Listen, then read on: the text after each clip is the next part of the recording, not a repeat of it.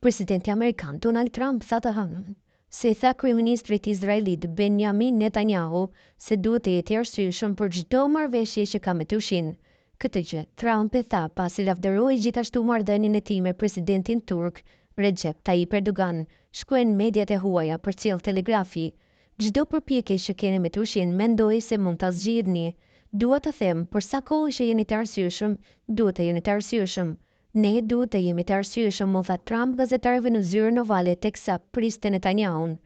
Bibi, nëse ke një problem me Turqinë, unë me të vërtet mendoj se do të ishte në gjendje të ta zgjidhja atë.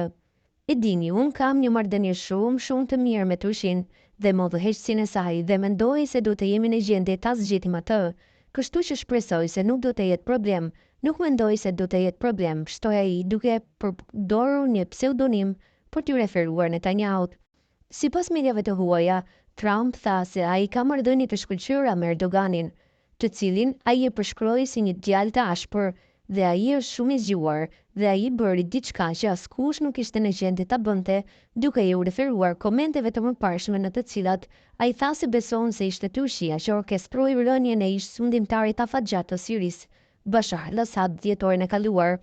Assad udhëheqësi i Sirisë për gati 25 vjet iku në Rusi më 8 dhjetor duke i dhënë fund regjimit të partisë, i cili kishte qenë në pushtet që nga viti 1963, pas kësaj Ahmed al-Shara, i cili udhëheq forcat kundër regjimit për të rrëzuar Assadin, u shpall president për një periudhë kalimtare më 29 janar.